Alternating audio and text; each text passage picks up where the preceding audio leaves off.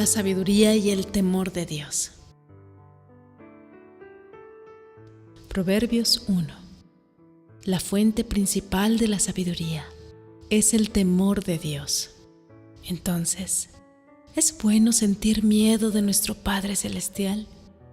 ¿O existe algo que se perdió o se cambió al traducir la Biblia a nuestro idioma y en realidad significa respeto o reverencia? En español se traduce por temor, palabras del hebreo y del griego que significan reverencia, respeto, admiración, sobrecogimiento, pero también pánico y temor. Estas palabras no nos gustan. Normalmente tienen un sentido negativo. No, más bien nosotros las vestimos con un velo negativo que proyecta nuestros corazones sobre ellas. Las palabras entran a nuestro espíritu con su significado normal, ese que se aparece en el diccionario y que todos compartimos al comunicarnos. Este es el sentido denotativo. La palabra entra como una etiqueta con información, pero las palabras, además de este sentido denotativo, la etiqueta con datos, también tiene un sentido connotativo. Eso es, que pueden entrar al espíritu en forma de una llave que abre puertas en el corazón y es capaz de desbordar las emociones, como cuando en los dibujos animados un personaje guarda sus pertenencias en un armario rebosante y cuando lo abre, el armario parece explotar arrojándolo todo y desordenando completamente la habitación. Temor es una palabra grande, una llave que abre muchas puertas y normalmente son las puertas más oscuras en las que se quedaron guardadas cosas terribles. Esas que no queremos volver a ver. Cosas que nos han sucedido en el pasado y que nos han lastimado. Pero peor aún, cosas que no nos han sucedido directamente, como lo que vemos a diario en los noticieros que afecta las vidas de los demás.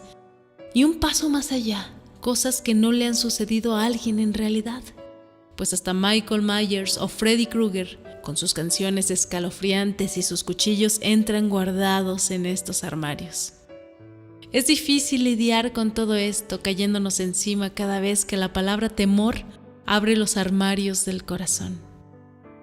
Esta es una de las principales razones por las que nos cuesta trabajo relacionar el amor de nuestro Padre con el temor.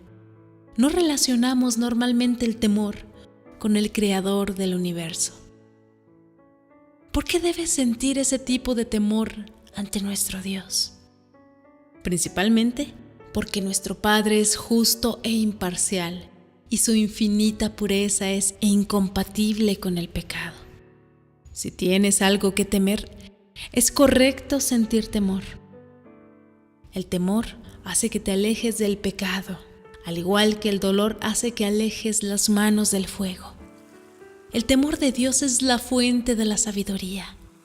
Nos hace evidente la naturaleza del espíritu humano frente al Padre omnipotente, creador del cielo y de la tierra. ¿Alguna vez has estado frente al mar en completa oscuridad? Yo no conocía el mar. Hace unos pocos años pude visitarlo por primera vez y la sensación de estar en su presencia es apenas descriptible. Pasé horas contemplando su magnificencia, una belleza de la que parecen emanar nuevos detalles a cada segundo y que se transforma a medida que se acerca el sol al horizonte. Al anochecer, me quedé completamente sola frente al mar y me senté un momento en la silla de playa.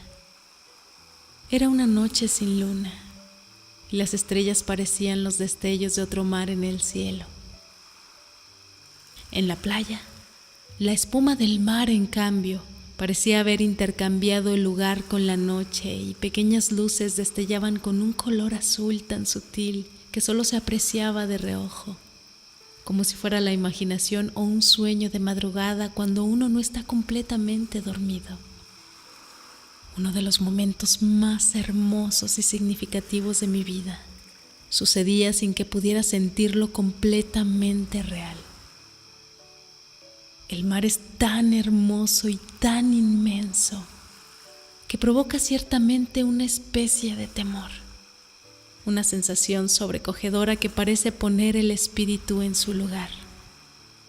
Observar su inmensidad y un sonido grave, aterrador por debajo de las olas, como la respiración de un gigante, el corazón de un titán invisible lleno de vida que ha estado ahí antes de mi nacimiento y estará millones de años después de que mi último latido libere mi barca de este puerto y parta con la esperanza, con la última y más perfecta posesión, mi tesoro en el corazón. Mientras observaba esa pequeña parte del océano que podían alcanzar mis sentidos, comenzaron a perderse las estrellas detrás de un lúgubre manto de tormenta y algunos lejanos relámpagos. De pronto, se convirtieron en látigos de luz que iluminaban partes de la inmensa, a mis ojos infinita masa de agua. Me recordó inmediatamente que soy una criatura tan pequeña y frágil, y que cualquiera de los elementos involucrados en el fabuloso fenómeno que es una tormenta en el mar podría fulminar mi existencia en un segundo. Y sin embargo, la peor de las tormentas se repliega ante la mínima señal de nuestro maestro. La sabiduría emana la experiencia alimentada con la reflexión. Y esa experiencia, sumada al conocimiento que nos comparte la palabra por medio del temor, me sembró casi por la fuerza una semilla de humildad que procuro tanto como puedo. Trato que florezca y la cuido para no olvidar mi valor ante todos mis hermanos y el valor de todos mis hermanos para mí, así como mi pequeño lugar como servidora del reino de nuestro Padre, cuya naturaleza escapa completamente a nuestra comprensión y que sin embargo por amor se hizo hombre para acercarse a sí mismo mediante su Hijo. Ninguno llega al Padre si no es por el Hijo. Eso me lo ha enseñado el mar una noche maravillosa de tormenta. Una noche que también me enseñó que no podemos falsificar el carácter de Dios para hacerlo más agradable y accesible a nuestras falsas expectativas. Porque no nos guste la palabra temor. No puedo decir que una tormenta en el mar sea un poco de viento y agua. Es una tormenta, y el temor es un sistema de seguridad para mi supervivencia. El temor de Dios es un marco que nos ayuda a reconocernos con humildad y comportarnos con prudencia y de manera virtuosa. Leemos en Santiago 1:5: y si alguno de vosotros tiene falta de sabiduría, pídala a Dios, el cual da a todos abundantemente y sin reproche, y le será dada. Pero si nos asomamos al significado de la sabiduría, veremos que ésta se obtiene a lo largo de años mediante la iluminación, la experiencia y la reflexión. Entonces, cuando pedimos a Dios por sabiduría, existen 3 posibles escenarios: tener un momento místico de revelación, meditar la palabra para que este conocimiento se desenvuelva modificando nuestro comportamiento y visión de la vida, y en tercer lugar, el que probablemente sea más efectivo de estos últimos 2, la experiencia. La sabiduría obtenida mediante la experiencia será el resultado de que nuestro Padre Celestial nos permita encontrarnos en situaciones en las que seremos transformados y en las que el temor de Dios, tanto el de supervivencia como el reverencial, serán la actitud que predisponga a la mente, al corazón y al espíritu a crecer en sabiduría. Volviendo al mar, recuerdo haber leído que los monjes guerreros de China tienen como parte de su entrenamiento un ejercicio que consiste en permanecer de pie en un lugar en el que las olas los embistan. Ellos practican esta meditación mientras las olas golpean con energía, pero de manera relativamente suave. Y mientras el monje se ejercita espiritualmente, las olas le ayudan a fortalecer el cuerpo. Es un dato que se quedó en mi mente y al que suelo recurrir en tiempos difíciles.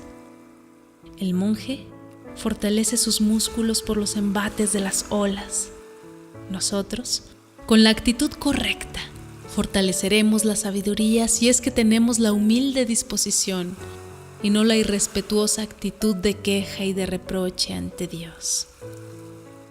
Si pedimos sabiduría, Dios nos pondrá en situaciones para desarrollarla mediante dones y talentos.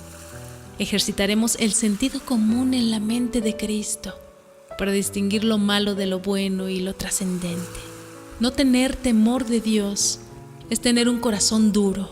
Jesús dijo: si empezáis a comportaros de una manera que justifique la condena de Dios, deberíais sentir que un miedo terrible os atenaza.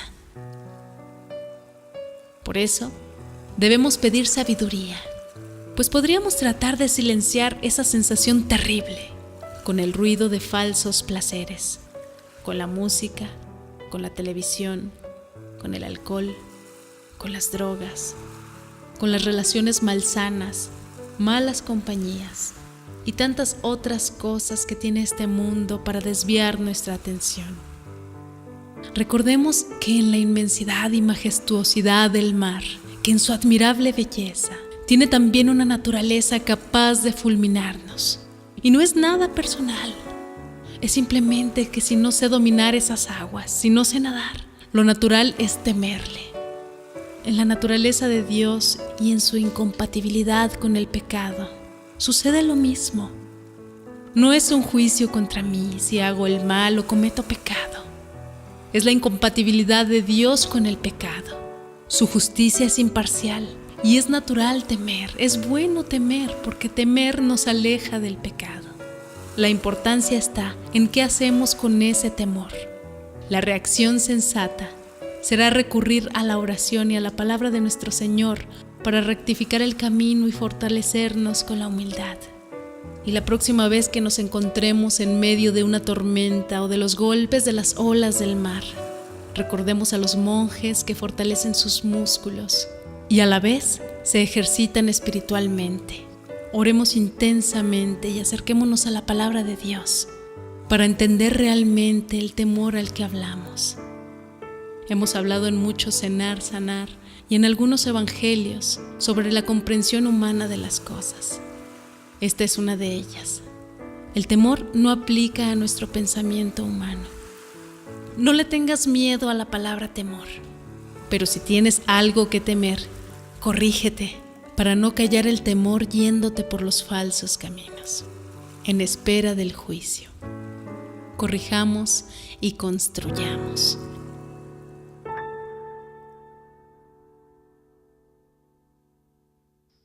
En la naturaleza, el temor te hace huir o te hace pelear. Pelea a favor del reino. En el reino de Dios, huir no es una opción, porque huir inevitablemente nos lleva a la perdición. Nos escuchamos mañana.